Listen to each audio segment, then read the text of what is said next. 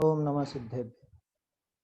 मंगलमय मंगलकरण वीतराग विज्ञान, नमो ताहि जाते भय अरहंतादि महान। करि मंगल करि हो महाग्रंथ करण को काज, जाते मिले समाज सब पावे निज पद राज। मोक्ष मार्ग प्रकाशक ग्रंथाधिराज पर अपनी चर्चा चल रही है और विगत कुछ दिनों से इस हफ्ते के प्रारंभ से ही अपन ने 5वें अधिकार पर चर्चा की है और अभी भी काफी सारी चर्चाएं इसके अंदर शामिल हैं जो करने लायक हैं और समझने लायक हैं, है ना। कुछ संशोधन भी अपन साथ के साथ ही देखते जा रहे हैं। संशोधनों के अलावा कुछ ऐसी बहुत सी बातें हैं जो अपने काफी काम की हैं, क्योंकि बहुत से लोग जो ऐसा कहते हैं कि 5वां अधिकार काम का नहीं, तो हम रोज कुछ ना कुछ ऐसा विषय देख रहे हैं जो हमारे काम आता है। कैसे वो रोजमर्रा के जीवन में काम आता है, कैसे हमको शिथिलाचार से बचने में, कैसे सही सही धर्म मार्ग समझने में काम आता है। कल हमने चर्चा की थी कि नए युवा लोग, जैसे अभी इस कक्षा में भी कुछ लोग बैठे हैं, नए युवा लोग भी हैं, समझना चाहते हैं धर्म को। कई बार लोगों के मन में शंका उठती है कि अगर अपना ही सच्चा है, अन्य मत सच्चे नहीं है, क्योंकि न्याय दीपिका वगैरह पढ़ रहे हैं, अन्य मत का खंडन भी आ रहा है। अन्य मत अगर सच्चा नहीं तो उनकी संख्या ज्यादा क्यों, हमारी संख्या कम क्यों? ऐसी शंकाएं नव युवकों में बहुत ज्यादा देखने को मिलती हैं और अगर बराबर उनको जवाब नहीं मिले तो धर्म की ओर जुड़ना तो दूर, वो उसकी बात तक करना पसंद नहीं करते। तो इसलिए ये 5वां छठा अधिकार बहुत काम का है ना। और कल हमने ये बात देखी थी कि चूंकि जीव के दो मुख्य विकार हैं, मिथ्यात्व और कषाय, और दोनों अनादिकाल से चल रहे हैं। अनादिकाल से मिथ्यात्व इसका चल रहा है, तो जहां इसके मिथ्यात्व का पोषण होता है वहां ये सहज रूप में जुड़ता है, सहज रूप में, जोड़ने की आवश्यकता नहीं। दूसरा है कषाय, तो जहां इसके विषय कषायों की पूर्ति धर्म के नाम पर मिल जाती हो, धर्म के नाम पर वो पूर्ति हो जाती हो, तो वहां क्यों नहीं लगेगा। तो जितने भी विद्यावान और जितने राजा आदि लोग हैं, उस जमाने में राजा आदि की बात थी, आज यूं समझ लो कि जो भी बड़े बड़े पद पर मौजूद व्यक्ति हैं, है ना, चाहे वो IAS RS वगैरह हो या कोई मंत्री वगैरह हो या और भी कोई लोग हो, रुपए पैसे वाले ज्यादा हो, कि उधर क्यों लगते हैं कि भाई कषाय तो सबके है, विषय कषाय सबको चाहिए। अब जब वो धर्म के नाम पर मिल जाए, जबकि टोडरमल जी ने क्या कहा था कि जो काम मैं स्वयं पाप रूप समझता हूं, जो काम पूरा जगत जिसकी निंदा करता है, फिर भी मेरी ग्रद्धता इतनी, मेरी लिप्सा इतनी कि मैं उस काम में लगता हूं। मतलब न तो जगत के कहने की परवाह, न उसके पाप होने की परवाह, फिर भी मैं लगता हूं ना। तो अब वो चीज अगर धर्म के नाम पे परोस दी जाएगी, धर्म के नाम पर मिलेगी, तो ऐसा धर्म कौन नहीं करेगा।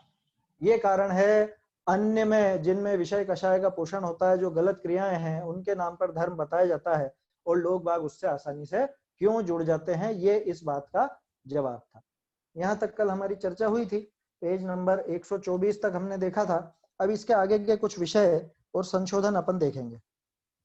अब ये जो अन्यमत निरूपित तत्व विचार है ना, ये फिर भी थोड़ा सा न्याय ग्रंथों के संबंध में है, तो सामान्य लोगों को जरूर इसमें थोड़ा सा ऐसा लग सकता है कि कठिन सा हो, लेकिन टोडरमल जी की शैली ऐसी कि अगर आप थोड़ा बुद्धि को स्थिर रख करके पढ़ेंगे तो आसानी से समझ में आ जाएगा, आसानी से। क्योंकि बहुत कठिन कठिन तर्क नहीं लिए टोडरमल जी ने, बिल्कुल सामान्य तर्क लिए हैं, जो कोई एक समझ लो 10-12 साल का बच्चा हो, वो भी अगर बुद्धि लगाए तो समझ सकता है। ठीक है, फिर भी उसमें अपने को चर्चा ज्यादा नहीं करनी है, कुछ सुधार हैं वो अपन देखते चलेंगे। पेज नंबर 126 पर एक पंक्ति में संशोधन है। वो पंक्ति अगर आप देखेंगे तो आपको पहली दफे में वो समझ में नहीं भी आएगी। पेज नंबर 126 पर जो ये चौथा पैराग्राफ है, छोटे छोटे पैराग्राफ है, चौथा पैराग्राफ, तथा इनसे भिन्न एक पुरुष कहते हैं। मिला? जो लोग ग्रंथ लेकर नहीं बैठे हैं उनको थोड़ी सी समस्या होगी, इसलिए इस कक्षा क्या कहें, ये जो चर्चा है हमारी, इसमें ग्रंथ सामने होना जरूरी है। चौथा पैराग्राफ, तथा इनसे भिन्न एक पुरुष कहते हैं, परंतु उसका स्वरूप अव्यक्तव्य, एक तो ये सुधार लें, ये मिसप्रिंट है, अवक्तव्य होता है, व्यक्तव्य नहीं होता। खैर ये तो मिसप्रिंट थी। अवक्तव्य कहकर प्रत्युत्तर नहीं करते तो कौन समझे। अब ये तो कौन समझेगा क्या मतलब है? मूल में ऐसा नहीं था। मूल में था तो क्या समझते नहीं है, माने हम क्या पागल हैं क्या कि तू उसका स्वरूप तो बताता नहीं है, और स्वरूप नहीं बता करके प्रश्न करें तो क्या कहता है कि वो अवक्तव्य कहा नहीं जा सकता। तो हमको क्या पागल समझता, तू मन से कुछ भी बोलेगा और फिर कह देगा कि अवक्तव्य अवक्तव्य कुछ भी नहीं है, मतलब हम बोल नहीं सकते। ऐसे तो काम नहीं चलेगा भैया। तो क्या हम समझते नहीं है? ये कौन समझे के स्थान पर क्या समझते नहीं है, तो क्या समझते नहीं है माने तो क्या हम समझते नहीं है ऐसा। कैसा है, कहाँ है, कैसे करता हरता है, सो बतला। जो बतलाएगा उसी में विचार करने से अन्यथा पना भाषित होगा, है ना। इस पर ज्यादा विचार अपने को करना नहीं है, ये संशोधन था, वाक्य का फॉर्मेशन बदल रहा था, इस वजह से मैंने आप लोगों को बताया। जिन्होंने नोट नहीं करा वो कर ले। कौन समझे के स्थान पर क्या हम समझते नहीं है, माने हम सब समझ रहे हैं भैया तेरी चालाकी, तू कुछ बताना चाहता नहीं है और कुछ प्रश्न करने पे कह देता है अवक्तव्य अवक्तव्य अनिर्वचनीय, कुछ नहीं कहेंगे। चलिए अब इसके नीचे का जो एक पैराग्राफ है उसमें एक पंक्ति बहुत काम की है अपने, वो अपने जीवन में अपनाने लायक है, स्वच्छंदी बनने से बचाने लायक है। अपन अध्यात्म के पाठी है ना हम सब लोग। देखिए, तथा पुरुष को प्रकृति से भिन्न जानने का नाम मोक्ष मार्ग कहते हैं, सो प्रथम तो प्रकृति और पुरुष कोई है ही नहीं। ये बात छोड़ दीजिए, इसके बाद जो लिखा है वो अपने को ध्यान रखना है। मात्र जानने ही से तो सिद्धि होती नहीं है, जानकर रागादिक मिटाने पर सिद्धि होती है। ये अमृत वचन है टोडरमल जी का, लिखाने लायक है। जब भी ऐसा लगे अपन बहुत अध्यात्म का के पाठी तो हो गए हैं, काफी कुछ अध्यात्म पढ़ते हैं, सुनते हैं, समझते हैं, समझाते हैं, लेकिन हमारा बाह्य आचरण, हमारा बाहरी व्यवहार, क्या कहें, आचार विचार व्यवहार, ये सब उस अनुरूप अगर नहीं दिखता तो समझ लेना चाहिए कि वो कहीं ना कहीं गड़बड़ हो रही है, स्वच्छंदता आ रही है, निश्चयाभासी बनने की ओर कहीं कदम तो नहीं बढ़ा रहे हैं। अभी 3 दिन कंटिन्यू युगल जी बाबूजी पर कार्यक्रम चल रहे हैं, कल भी हुआ था कोटा, अपनी जो गिरधर मुमुक्षु आश्रम संस्था है वहां से, अभी 2 दिन और है। बाबूजी की बात तो बार बार याद आ जाती, क्योंकि इन चीजों में वो बहुत सतर्क करते रहते थे, अपने को बार बार चेताते रहते थे, जहां भी शिथिलता दिखती उसका निषेध करते। कौन व्यक्ति, वो जो एकदम अध्यात्म की गहरी बात करते थे, वो उनका अध्यात्म सच्चा कहलाएगा। अब यहाँ हम अध्यात्म की तो बहुत ऊंची ऊंची बात करें। एक प्रसंग आपको सुनाता हूं मैं, बाबूजी का ही है ना, लेकिन प्रेरणा लेने लायक और इस विषय से संबंधित है। बाबूजी बंबई गए या शायद देवलाली गए, दोनों में से एक जगह का है, पक्का मुझे अब ध्यान नहीं रहा। तो वहां लोगों का आग्रह था छठी गाथा लेने का, समय सार जी की छठी गाथा, प्रमत्त भी नहीं अप्रमत्त भी नहीं। जिन्होंने वो गाथा नहीं पढ़ी हो या जानते नहीं हो, वो थोड़ा सा उस गाथा को देख लें। आत्मा की बहुत ऊंचाई पर बात की गई है ना, कि न तो मैं प्रमत्त हूं न अप्रमत्त हूं, इस बात का आग्रह लोगों को था। अब बाबूजी आए, वहां देखा, लोगों की प्रवृत्ति देखी, तो 5-6 दिन तक कंटिन्यू आचरण ही आचरण पर बोले, आचरण ही पर। अब लोग सोच रहे अब आएगी छठी गाथा, अब आएगी छठी गाथा, लेकिन छठी गाथा तो आई ही नहीं रही। ये तो आचरण पर बोले जा रहे हैं, भक्ष अभक्ष पर बोले जा रहे हैं, अपनी हिंसक प्रवृत्ति पर बोले जा रहे हैं। तब किसी ने बोला कि वो बाबूजी गाथा लीजिए, गाथा छठी गाथा। उन्होंने कहा कि गाथा आएगी, पहले वैसी भूमिका बना लो। आप पूरे प्रमाद में डूबे हुए हो और मैं प्रमत्त नहीं और अप्रमत्त नहीं बात सुनना चाहते हो।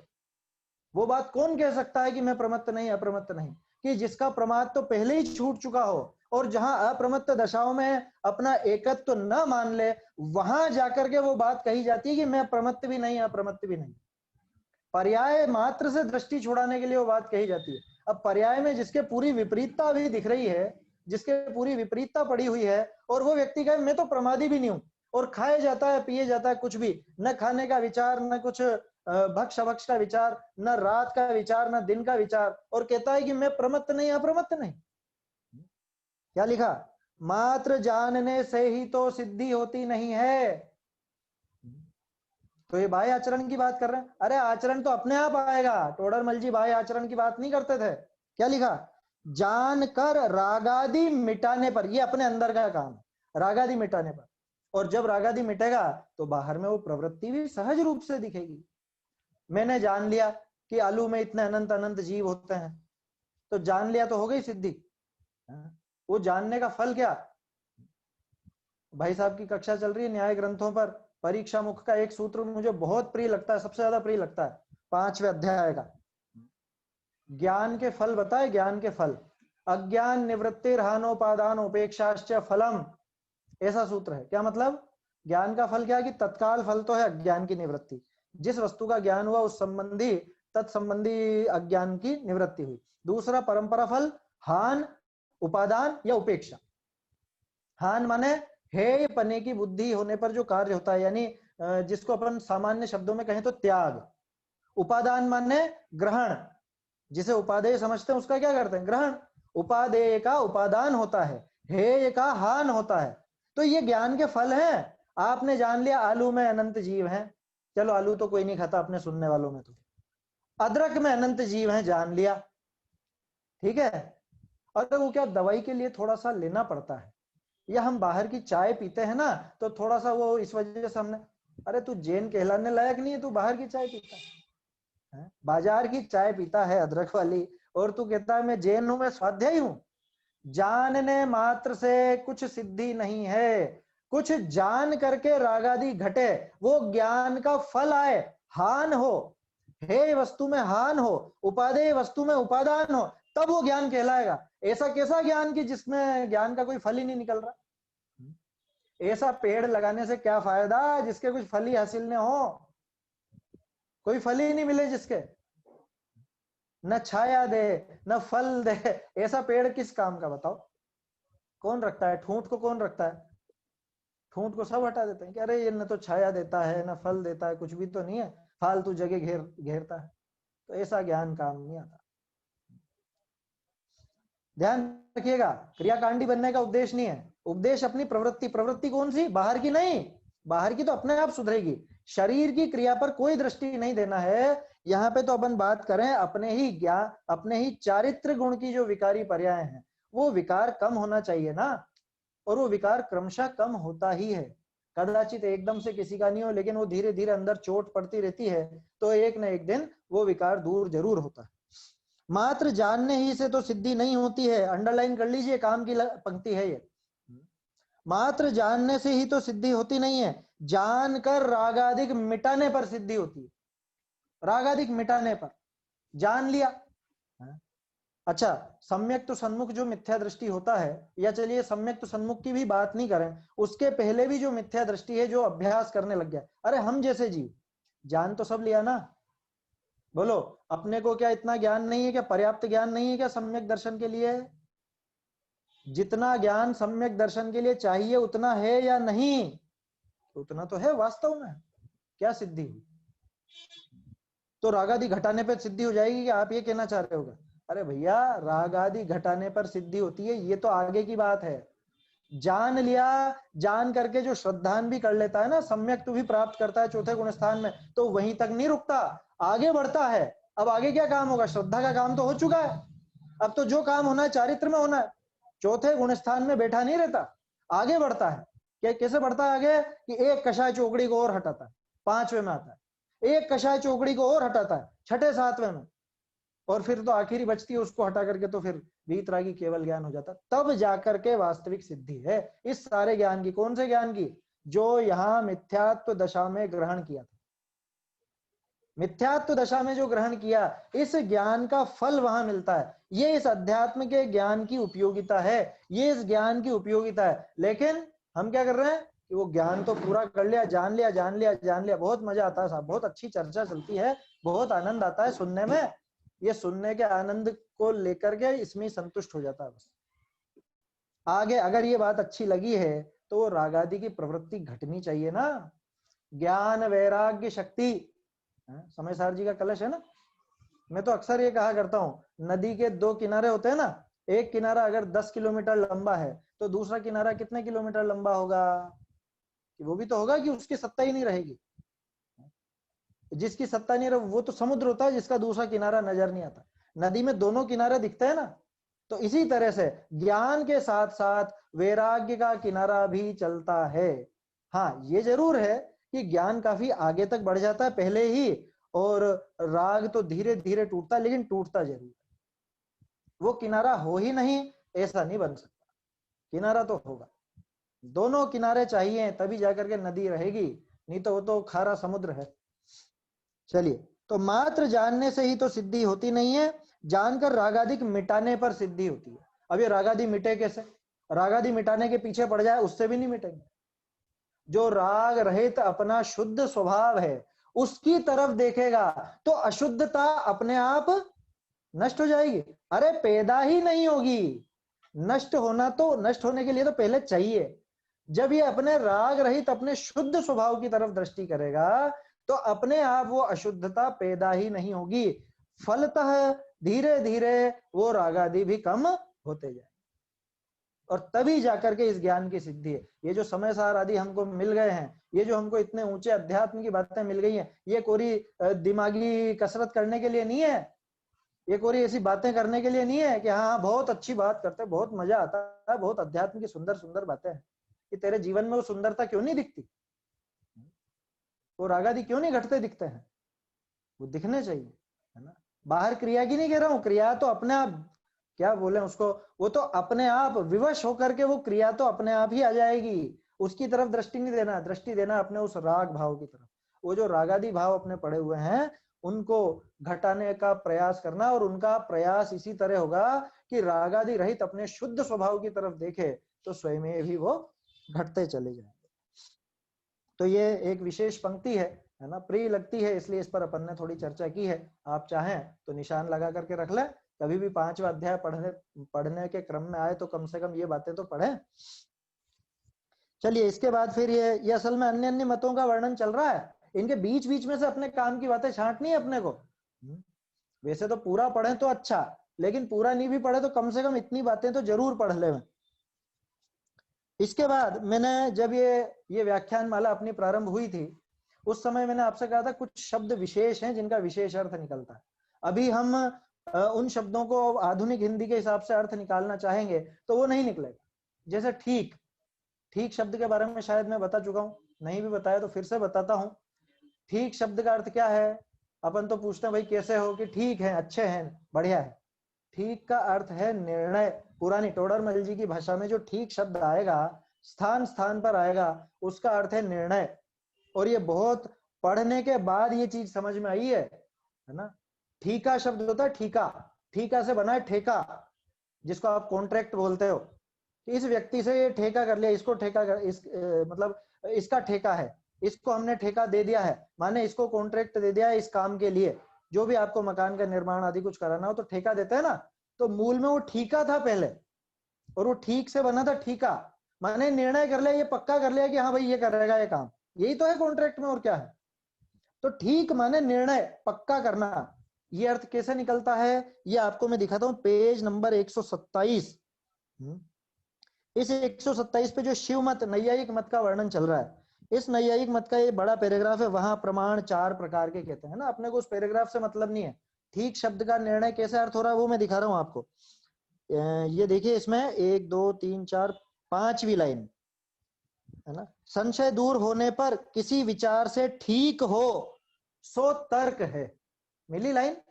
क्या लिखा है? संशय दूर होने पर किसी विचार से ठीक हो। अब जो नया कोई बैठेगा जिसको ज्यादा कुछ ऐसा ज्ञान नहीं है, टोडरमल जी की भाषा का ज्ञान नहीं है या पुरानी हिंदी का ज्ञान नहीं है, तो सोचेगा ठीक हो माने ठीक है, चलो अच्छा हो, ऐसा कुछ अनुमान आदि के द्वारा अच्छा हो। क्या अच्छा हो? उससे पूछा जाए क्या अच्छा हो। ठीक हो यानी निर्णय हो, संशय दूर होने पर किसी विचार से ठीक हो, माने संशय दूर होने पर किसी विचार से निर्णय हो, उसके संबंध में एक निर्णय निकले, है समझ में, उसका नाम तर्क है। ये तो खैर तर्क की परिभाषा है, अपने को उस पर नहीं जाना है, मैं तो ये बता रहा हूँ ठीक शब्द का अर्थ निर्णय होता है।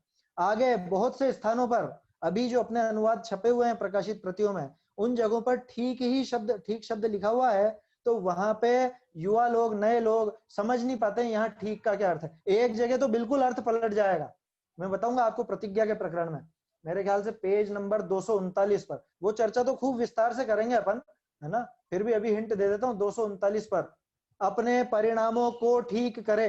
ऐसा है आपको ध्यान हो तो?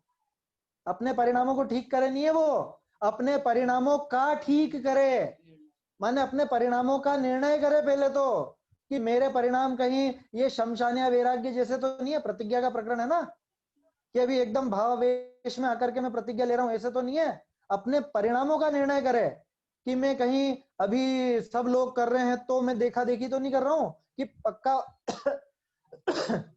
कि भी ये वास्तव में मेरे अंदर में इसके प्रति विरक्ति आई है तब जाकर के मैं ये कर रहा हूं। ऐसा परिणामों का ठीक करे, परिणामों का निर्णय करे, ये है वहां पर 239 पेज 239।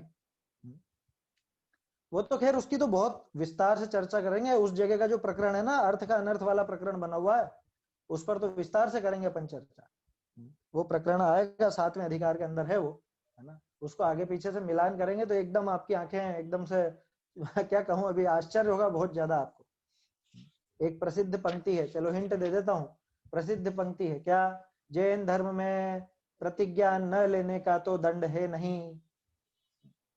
ठीक है, और प्रसिद्ध बहुत जगह पढ़ी है आपने पंक्ति, वो पैराग्राफ बहुत जगह छपा है। प्रतिज्ञा न लेने का तो दंड है नहीं। टोडरमल जी ने क्या लिखा था? जैन धर्म में प्रतिज्ञा लेने का तो दंड है नहीं। आया समझ में?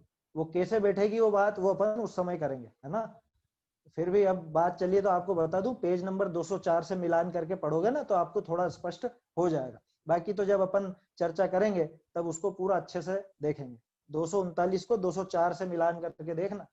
प्रतिज्ञा के दो विशेष प्रकरण है, एक है व्यवहाराभासी के प्रकरण में, एक है निश्चयाभासी के प्रकरण में। आप बिल्कुल चकरा जाएंगे एकदम से, ये क्या अर्थ निकला। चलिए आगे देखते हैं अपन।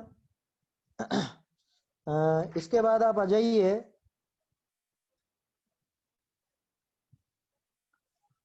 हाँ पेज नंबर 128 पर। इसके अगले पेज पर 128 पेज पर एक सुधार है जो पूरा विपरीत हो गया है अर्थ। ये जो बड़ा पैराग्राफ दिया हुआ है, तथा आत्मादिक का भी स्वरूप अन्यथा प्ररूपित किया है, मिला है ना। आत्मादिक का भी स्वरूप अन्यथा प्ररूपित किया, इसकी आखिरी पंक्ति, यह प्रत्यक्ष आदि प्रमाण के अगोचर हैं। अगोचर नहीं है वो, गोचर है। गोचर करना उल्टा अर्थ हो गया बिल्कुल, अगोचर शब्द विपरीत है। आप पीछे से पढ़िए। क्योंकि अनेक पदार्थों के समुदाय रूप जगत में कोई पदार्थ कृत्रिम है सो मनुष्यादि द्वारा किए होते हैं, कोई अकृत्रिम है सो उनका कोई कर्ता नहीं है। ये प्रत्यक्ष आदि प्रमाण के गोचर हैं। क्या चीज? कि जगत में जो इतनी वस्तुएं दिखती हैं तो इनका कोई ना कोई कर्ता नजर आ जाता है, ये प्रत्यक्ष प्रमाण के गोचर है। और जो आदि लगाए ना, वो अनुमान से अपन लगाते हैं कि यह कृत्रिम रचनाएं किसी के द्वारा की हुई नहीं है। तो ये प्रत्यक्ष आदि प्रमाण के गोचर हैं, इसलिए ईश्वर को कर्ता मानना मिथ्या है। कि भाई प्रत्यक्ष आदि प्रमाण के में पकड़ में आ जाती है ये बातें, कृत्रिम अकृत्रिम वाली, इस वजह से ईश्वर को कर्ता मानना मिथ्या है। इस प्रकरण पे अपने को चर्चा नहीं करनी है, लेकिन ये अगोचर के स्थान पर गोचर शब्द है मूल में। आप चाहें तो वो दिखा भी सकता हूँ, है ना। वैसे समय समय पर मैं आपको विशेष चीजें दिखाता रहता हूँ इसमें। चलिए आगे देखते हैं अपन। इसके बाद ये वैशेषिक मत में कुछ सुधार हैं, जैसे परिणाम के स्थान पर परिमाण आएगा। अगले पेज पे जो 24 गुण वाला पैराग्राफ है, नीचे 24 गुण वाला पैराग्राफ, उसकी दूसरी पंक्ति, परिणाम पृथकत्व परत्व अपरत्व, परिणाम नहीं है वो, परिमाण है। ऐसे ही अगले पेज पे गमन आएगा यमन के स्थान पर 130 पेज पर। 130 पेज पर जो ये दूसरा पैराग्राफ है ना, तथा कर्म 5 प्रकार के कहते हैं, उसमें उत्क्षेपण अवक्षेपण आकुंचन प्रसारण यमन, यमन नहीं है वो, गमन है। आगे बढ़ते हैं अपन, मीमांसक मत की बात है। उसके बाद फिर ये जेमिनी मत में 132 पेज 132 132 पेज पर एक जो पंक्ति है, यदि ये यहाँ पे पहले पैराग्राफ बताता हूं आपको, यहाँ पूछते हैं शैव सांख्य न्यायिक, ये वाला पैराग्राफ। इस पैराग्राफ की तीसरी पंक्ति, यदि वेद ही में कहीं कुछ निरूपण किया, ये अधूरा लिखने में आया। यहाँ पे क्या बनेगा? यदि वेद ही में कहीं कुछ, 2 बार है वो, कहीं तो कुछ निरूपण, कहीं कुछ, यानी पूर्व अपर विरोध वाली बात। मिला आपको? पेज नंबर 132 है, 132 132 पर जेमिनी मत का ये दूसरा पैराग्राफ, यहाँ पूछते हैं वाला। उसमें लिखा है यदि वेद ही में कहीं कुछ है ना, मिल गया होगा। हाँ, तो इसकी तीसरी लाइन में, यदि वेद ही में कहीं कुछ निरूपण किया है तो उसकी प्रमाणता कैसे रही। ये पंक्ति तो एक तरह से न्याय की है और अपने को हर ग्रंथ में लगा के देखना चाहिए कि कहीं पे तो कुछ कह दिया और कहीं कुछ कह दिया, तो वो ग्रंथ में कोई प्रामाणिकता नहीं रहती। पूर्वा पर सब दोष रहित है, ये जिनवाणी की स्तुति में आता है ना, जिनवाणी के लिए जो भजन अपन गाते हैं उनमें आता है, पूर्वा पर सब दोष रहित है, पाप क्रिया से शून्य शुद्ध है, परमागम कहलाए जिनवाणी। तो कहीं कुछ ऐसा इसके अंदर आएगा। इसके बाद एक सुधार इसमें और है, वो जो नीचे नीचे ब्रह्मा लिखा है उसकी जगह भी ब्रह्म हो जाएगा, है ना। ब्रह्म और ब्रह्मा में क्या अंतर था ये भी मैं आपको बता चुका हूं। फिर बौद्ध मत में कुछ शब्दों का सुधार है, ज्यादातर स्थान पे समुदाय लिखा है, वो समुदाय नहीं है, वो समुदाय है, समुदाय। और भी कुछ छोटे मोटे सुधार है, उनको अपने को नहीं देखना है। अब आप आ जाइए पेज नंबर 135, 135।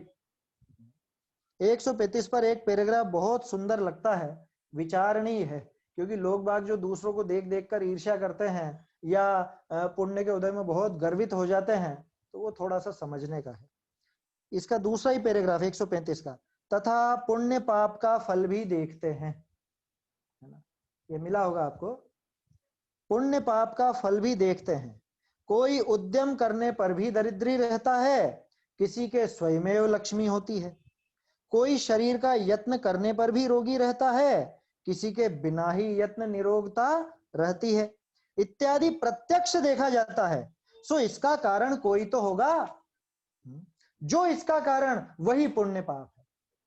ये पैराग्राफ क्यों इतना काम का है अपने, जैसे अभी थोड़ी देर पहले अपन ने बात की थी युवा लोगों को बताने के लिए, कह रहे कुछ पुण्य नहीं होता, कुछ पाप नहीं होता, कर्म वर्म की थ्योरी, क्या कर्म होते हैं, सब यहीं पे ही है, जो कुछ भी है खाओ पियो मौज करो। उनको ये बताने का है कि भैया ये बता, ये व्यक्ति इतना गरीब पैदा हुआ, अभी तो इसका कुछ नया तो कुछ भी नहीं था ना, तुम जो कह रहे हो कि जो अपन करते हैं वही मिलता है, और तुम्हारे हिसाब से पिछला कुछ देखो, इस पैराग्राफ से दो तीन चीजें सिद्ध होती हैं, कर्म भी सिद्ध होता है, पूर्व भव भी सिद्ध होता है, कि इस भव में तो इसने बेचारे ने कुछ किया ही नहीं, ये बचपन से इतना रोगी कैसे, और इसने तो कुछ भी नहीं किया, ये बचपन से ही अरबपति कैसे।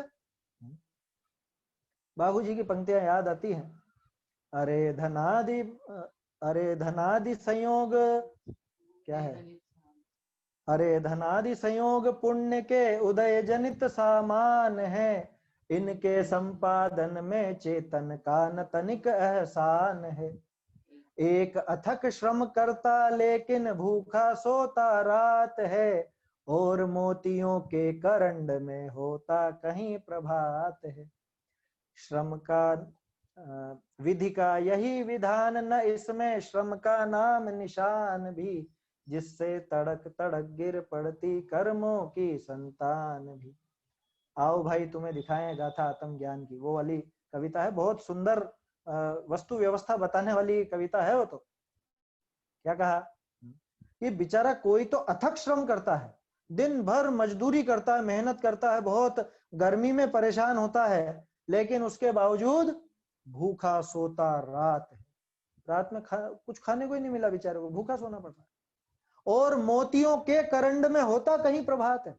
करंड माने कटोरा पिटारा, है ना, करंड वैसे पिटारे को कहते हैं, लेकिन मोतियों के करंड में, कि सुबह सुबह ये मुंह भी धो रहे हैं भाई साहब, तो मोतियों के बर्तन में मुंह धो रहे हैं, तो इतना पुण्य का उदय बिना कुछ करे, कि भैया कुछ तो होगा ना, ऐसा कोई व्यवस्था तो होगी। ये क्या पार्शलिटी है, ये पैदा हुआ, पैदा होते से इसके तो दिल में छेद, और ये पैदा हुआ और इसके पैदा होते से ये अरबपति करोड़पति, और ये बिल्कुल स्वस्थ है, तो कुछ ना कुछ तो ऐसा होगा, कोई व्यवस्था होगी, जो व्यवस्था है उसी का नाम पुण्य पाप है, जो ये व्यवस्था उसी का नाम कर्म है, जो ये व्यवस्था उसी का नाम पूर्व भव है, इससे ये सब चीजें सिद्ध होती हैं, है ना। तो ये पैराग्राफ भी जो नए लोग हैं, नव युवा हैं, उनको भी बताने लायक है, क्योंकि बहुत से कहते हैं ना कि कुछ नहीं होता, पुण्य पाप नहीं होता, पूर्व भव नहीं होता, या कर्म नहीं होते, तो उनको बताने के लिए है कि भैया पुण्य पाप का फल साक्षात दिखाई देता है, जिसका फल दिखाई दे रहा है वो पेड़ भी तो होगा, ये फल कहां से मिला, ये कैसे पैदा होते हैं अरबपति, और ये कैसे पैदा होते हैं गरीब, ये कैसे पैदा होते हैं एकदम स्वस्थ, और ये कैसे पैदा होते हैं मरीज। कि हमने तो जिंदगी भर इतना धर्म किया, इतना ये सब किया, पता नहीं हमारे ऐसा कैसे हो गया। अरे भैया, इसी भव का तो नहीं है, पिछले भव का भी कुछ ना कुछ तो है ना, कमाया हुआ। तो ये सब इससे सिद्धि होती है। कोई उद्यम करने पर भी दरिद्री रहता है, किसी के स्वयमेव स्वयमेव लक्ष्मी होती है, स्वयमेव। कि ये आता है ना अखबारों में कई बार कि ये अरबपति ये ऐसे हैं, वो मुकेश अंबानी ऐसे हैं, या और जो संसार के बड़े अरबपति लोग हैं ऐसे हैं कि ये सोते रहते हैं तो भी प्रति सेकंड करोड़ों कमाते हैं। ये सो रहे हैं, खेल रहे, कूद रहे हैं, खा रहे, पी रहे हैं, नहा रहे, धो रहे हैं, उस समय भी ये कमा रहे हैं, इनकी कमाई लगातार चालू है, मीटर लगातार चालू है इनका।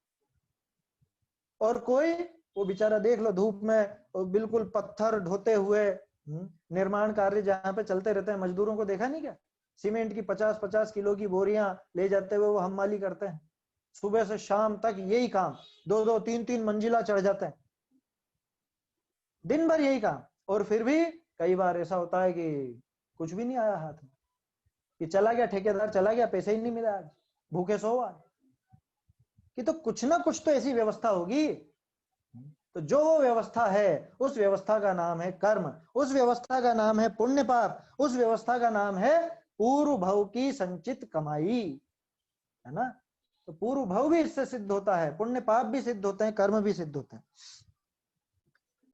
इत्यादि प्रत्यक्ष देखा जाता है। सो इसका कारण कोई तो होगा, जो इसका कारण वही पुण्य पाप है। कि ये सब चीजें पुण्य पाप के कारण नजर आती हैं, आपके कमाए हुए कर्मों के कारण नजर आती हैं, ये सारी बात है ना। बढ़िया सुंदर प्रकरण है, इस पर भी आप निशान लगावें, बतावें नए लोगों को कि क्या कारण है भैया, क्यों ऐसा सब होता है। बच्चों को ये चीजें बचपन से समझानी चाहिए, बचपन में समझ भी जाते हैं, है ना। बड़े भी समझ जाते हैं, लेकिन बड़े होकर के जिद्दी हो जाते हैं, वो समझना चाहते नहीं। बचपन से उनको बताएं कि देख तुझे चोट लगी, क्यों लगी, क्या कारण है।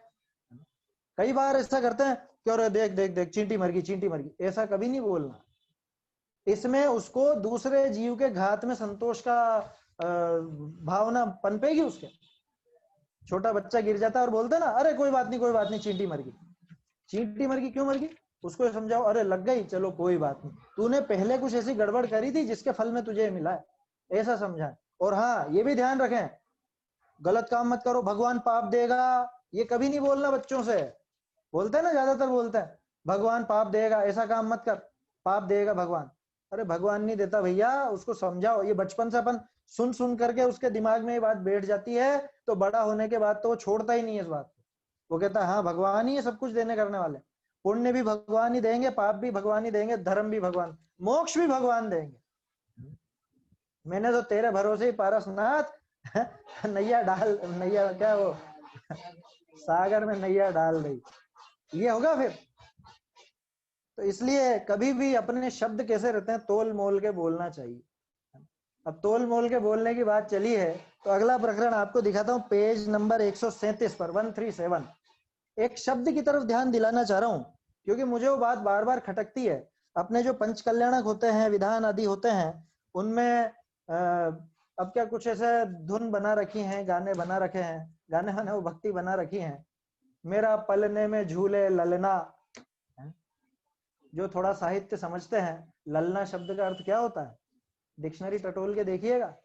ललना माने बच्चा नहीं होता, ललना होती है स्त्री, युवती। उसका उदाहरण आपको पेज 137 पे दिखा रहा हूं। ये जो श्रृंगार शतक का लिखा हुआ है ना, एक और रागिशु राजते प्रीतमा देहार्द धारी हरो नीरागेशु जिनो विमुक्त ललना। विमुक्त ललना क्या मतलब, कि बच्चे नहीं है। ललना का अर्थ बच्चा लोगे तो फिर जिनके बच्चे नहीं, ऐसा लेना पड़ेगा।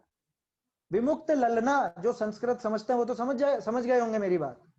जो नहीं समझते उनको बता दूं कि ललना शब्द का अर्थ स्त्री होता है, युवती होता है, नव यौवना स्त्री होता है। और हम तो खूब मजे से गाते हैं, मेरा पलने में झूले ललना। थोड़ा विचार करना चाहिए, है ना। मैं तो कई बार जहां मौका लगता है तो बोल भी देता हूँ, अगर कोई अपने मिलने वाले होते हैं तो उनसे कह भी देता हूँ कि अरे क्यों ये भजन गाते हो भैया, मुझे भजन से चिढ़ नहीं है, अरे लेकिन आप शब्दों का प्रयोग किसके लिए क्या कर रहे हो ये तो विचार करो। कि कुछ भी आपको धुन बनानी है, वो है प्रसिद्ध धुन है ना किसकी, वो मेरा रंग दे बसंती चोला, उसके आधार पर आपको भजन बनाना है, तो आपने बना दिया मेरा पलने में झूले ललना। क्या होता है ललना, वाक्य ही गलत है। तो थोड़ा सा अपने को विचार करना चाहिए, अपनी भाषा की तरफ सचेत होना चाहिए, है ना। इसलिए आग्रह करता हूँ भाषा का, क्योंकि इस भाषा से ही अपने सारे ग्रंथों का हृदय हार्द समझ में आएगा। आपको अगर समय सार जी का मूल हार्द समझना है तो आपको थोड़ी बहुत प्राकृत आनी चाहिए। अगर आपको अमृत चंद्राचार्य की भाषा का आनंद लेना है तो आपको संस्कृत अच्छे से आनी चाहिए।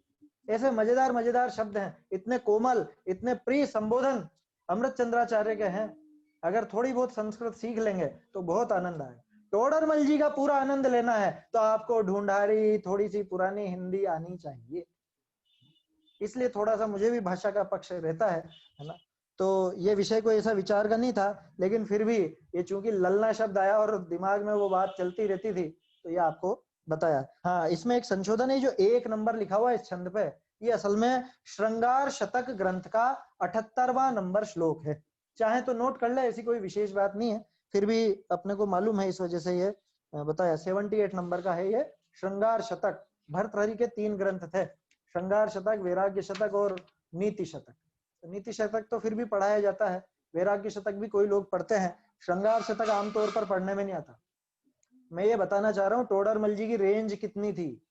ये देखो आप, ना सिर्फ अपने धर्म के ग्रंथ, अन्य मतों का निराकरण किया तो अन्य मतों के ग्रंथ भी पढ़े, उसके अलावा भर्तृहरि जैसे संस्कृत साहित्यकार के, वो कोई धार्मिक व्यक्ति नहीं था, साहित्यकार था, लेकिन साहित्यकार के ग्रंथों का भी इतना ज्ञान था टोडरमल जी को। श्रृंगार शतक, जिसमें शुरू में तो सोचें कि अरे क्या पता इसमें से तो थोड़ी ऐसी बातें होंगी, श्रृंगार का वर्णन होगा, स्त्रियों के रूप का वर्णन होगा, लेकिन देखो टोडरमल जी ने क्या निकाला उसमें से। सुनने में ऐसा लगता है कि वैराग्य शतक में होगा, लेकिन है श्रृंगार शतक में। श्रृंगार शतक में वैराग्य प्रकरण भी है, वहां पर है। चलिए अगला देखते हैं अपन, पेज नंबर 138 पर आ जाइए। यहाँ पर मैं आपको हाँ थोड़ा मूल से दिखाना चाहता हूँ, चर्चा भी अपन करेंगे और कुछ संशोधन भी है। इसी छंद के बाद का वर्णन है। यहाँ जो लिखा ना, ये आकुलता मिटने से स्तुति योग्य होता है, ऊपर ही ऊपर पहली लाइन, आकुलता मिटती है कोमा स्तुति योग्य होता है। आकुलता मिटने से स्तुति योग्य होता है ये बात नहीं, आकुलता भी मिटती है खुद की और स्तुति योग्य भी होता है। थोड़ा सा विचार करो, आकुलता मिट गई तो उसमें स्तुति होने योग्य जैसी बात कुछ ऐसी नजर नहीं आती है। जैसे मेरी आकुलता मिट गई, ठीक है साहब, तो मेरी आकुलता मिट गई तो आप क्या मेरी स्तुति करोगे क्या? मेरी आकुलता मिटी तो मैं सुखी हुआ, ये बात तो समझ में आई, लेकिन सुखी होना वो अलग है, स्तुति योग्य होना वो अलग है। तो ये यहाँ पे मिटने से के स्थान पर आप कर लीजिए मिटती है कोमा स्तुति योग्य होता है। पूरी पंक्ति पढ़ता हूं पिछले पेज से।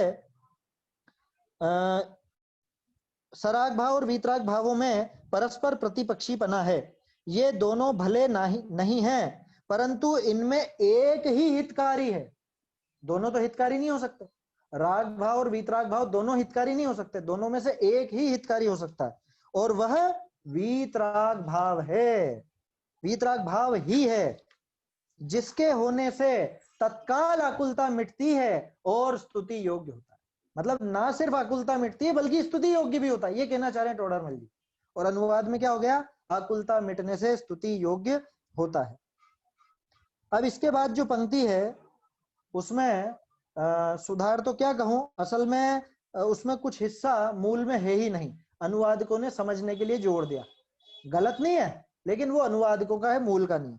जिससे आगामी भला होना केवल हम ही नहीं कहते किंतु सभी मत वाले कहते हैं। ये पंक्ति ऐसी है कि जिससे आगामी भला होना सभी मत वाले कहते हैं, बस इतनी थी। ये वाली लाइन नहीं थी इसमें केवल हम ही नहीं कहते किंतु। ये देखिए मैं आपको दिखाता हूं यहाँ पे मूल।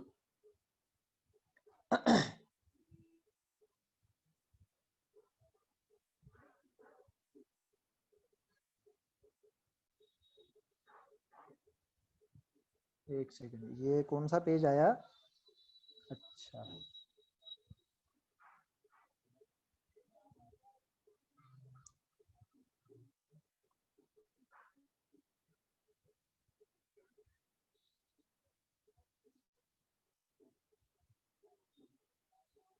हाँ, ये देखिए, इन विषय एक ही हितकारी है, सो होते हैं तत्काल आकुलता मिटे, है ना, मिटने से नहीं लिखा, मिटेते नहीं लिखा, ना ही मिटे लिखा। टोडरमल जी तो बिंदी तक का ध्यान रखते थे। अगर ये मिटे पे बिंदी होती ना तो मिटे का अर्थ हो जाता मिटने पर। ये अंतर बता रहा हूं मैं आपको। अगर ये मिटे लिखा है तो इसका अर्थ है मिटती है, दिख रहा है आपको। और अगर ये मिटे मात्र मिटे इसमें बिंदी लगा दी जाए तो ये हो जाता मिटने पर। आकुलता मिटे यानी आकुलता मिटने पर स्तुति योग्य होता, ऐसा अर्थ बन जाता अगर बिंदी होती तो। लेकिन कोई बिंदु नहीं है यहाँ पर, सीधा है आकुलता मिटे। चलिए, तत्काल आकुलता मिटे स्तुति योग्य होई। आकुलता मिटती है और स्तुति योग्य होता है ना। कोमा वगैरह मत ढूंढिएगा, क्योंकि पुरानी हिंदी में कोमा नहीं होता था, कोई सेमीकोलन नहीं होता था, कोई हाइफन नहीं होता था, कुछ नहीं होता था, मात्र खड़ी पाई होती थी। आगामी भला होना सर्व कहे। अब आप देखो, आगामी भला होना केवल हम ही नहीं कहते, किंतु सभी मत वाले कहते हैं। मत वाले भी नहीं था, ये सीधा सीधा लिखा है। आगामी भला होना सर्व कहे, ये जो मैंने अंडरलाइन किया हुआ है यहां दिख रहा होगा आपको, ये सभी कहते हैं। अब सभी कौन, कि सभी मत वाले, चाहे सभी सामान्य जन कोई भी हो, वो सभी कहते हैं ये बात। ऐसा इसमें थोड़ा सा संशोधन है। और अपने काम की बात है, सराग भाव होते हैं तत्काल आकुलता होई, निंदनीक होई। देखो अब यहाँ पे भी तो लिखा ना, सराग भाव होने पर तत्काल आकुलता होती है, निंदनीक होता है, दो अलग बातें है ना। ऐसा तो नहीं लिखा कि आकुलता होने से निंदनीक होता है, तो ऐसी की ऐसी पंक्ति वो थी। वीतराग भाव होते हैं आकुलता मिटे स्तुति योग्य हुई, उसी तरह से सराग भाव होते हैं तत्काल आकुलता हुई, निंदनीक हुई। तीसरा, आगामी बुरा होना भासे। कहते हैं जामे वीतराग भाव का प्रयोजन ऐसा जैन मत सो ही इष्ट है, वही इष्ट है, वही सच्चा है। जिनमें सराग भाव के प्रयोजन ऐसे अन्य मत अनिष्ट हैं, इनको समान कैसे मानिए। ये मूल में दिखा होगा आपको, है ना। तो कहने का अर्थ यह है कि खैर वो संशोधन तो संशोधन की जगह है, उससे अपन थोड़ा आगे पीछे की पंक्तियां देखें जिससे ही समझ में आ जाता है कि वो वाक्य में मिटने से शब्द नहीं बनता। जैसे नीचे आया था ना, आकुलता होती है निंदनीक होता है, वैसे यहाँ पे आकुलता मिटती है स्तुति योग्य होता है। और वो जो है उसमें आप ब्रैकेट लगा सकते हैं, जो अनुवादकों ने अपने मन से लिखा है उसमें चाहे तो ब्रैकेट लगाए, नहीं भी लगाए तो भी चलेगा। लेकिन मैंने बताया कि मूल में सिर्फ ये पंक्ति थी जिससे आगामी भला होना सभी कहते हैं। चलिए, इसी पेज पर बहुत सुंदर प्रकरण है, लेकिन अपना समय हो गया है इसमें। एक सेकंड, कितनी देर समय तो हो गया है अपना। इसमें ये पैराग्राफ जो इसके बाद आ रहा है, तथा वह कहते हैं, ये तो सच है। आप जो कह रहे हो ये बात 100% सच है कि वीतराग भाव भी काम का है, सराग भाव काम का नहीं है। राग द्वेष आदि इनसे आकुलता होती है, दुख होता है, ये सारी बात है। लेकिन अन्य मत की निंदा करने से अन्य मती दुखी होंगे, विरोध उत्पन्न होगा, इसलिए निंदा किस लिए करें। प्रश्न बिल्कुल वाजिब है क्या। अरे साहब, आप इतना ये बता रहे हो, पांचवें अधिकार में आपने बहुत बहुत वर्णन किया अन्य मतों का, तो ये तो निंदा करने से तो बेचारे वो दुखी होंगे, ऐसा काम क्यों करें जिससे दुखी। इसमें दो बातें हैं। एक बात तो ये कि सामने वाले का प्रश्न है कि आप निंदा कर रहे हो, दूसरी बात ये कि वो सामने वाला दुखी हो रहा है। समझ में बात। टोडरमल जी एक एक शब्द का जवाब देंगे, दोनों चीजों को पकड़ के जवाब देंगे। पहली बात तो ये कि हमने निंदा नहीं की, है ना, ये निंदा नहीं कहलाती। निंदा होती है व्यक्तिगत, मुद्दे को लेकर बात की जाए वो निंदा नहीं होती। और एक चीज और समझना, जैसे छोटा सा उदाहरण देता हूं, बाकी चर्चा तो अपन कल करेंगे। मुझे अगर मेरे बच्चे को व्यसनों से बचाना है तो मैं उसको किसी का व्यक्तिगत उदाहरण भी दूंगा ना, तो भी वो उचित है। क्यों उचित है, मैं दिखाऊंगा, देख तू उनको जानता है, वो ऐसे ऐसे व्यक्ति थे, हाँ हाँ जानता हूं, कि उन्होंने ऐसे व्यसनों का सेवन किया और पूरी जिंदगी बर्बाद कर ली, आज देख ले उनके क्या हाल। बोलो ये व्यक्तिगत उदाहरण अपन देते हैं कि नहीं देते समझाने के लिए। तो वो निंदा है क्या। मैं उनकी बुराई नहीं करना चाह रहा हूं, मैं तो ये चाह रहा हूं कि ये मेरा जो बच्चा है ये व्यसनों में नहीं लगे, ये उन व्यसनों से बचे। तो कैसे भी करके मैं तो उसको समझाऊंगा, और समझाने के लिए जितना बन पड़ेगा उतना समझाऊंगा। किसी की व्यक्तिगत बात लेनी पड़ेगी तो वो भी मुझे करना पड़ेगा, है ना। गृहस्थ की भूमिका में ये सब होता है। ये पैराग्राफ बहुत काम का है ना। और कई प्रकरणों में अपन चुप रह जाते हैं, कई प्रकरणों में बिल्कुल मौन धारण कर लेते हैं कि अरे निंदा नहीं करनी, निंदा नहीं करनी, दूसरे को बहुत दुख पहुंचेगा, दूसरा दुखी होगा। तो इसका क्या जवाब दिया टोडरमल जी ने, इस प्रकरण पर अपन चर्चा कल करेंगे, है ना। अभी अपना समय हो चुका है। निज निधि निज में बताई यह अनंत उपकार है, इसके लिए जिन वाणी माँ को वंदना शत बार है, वंदना शत बार है।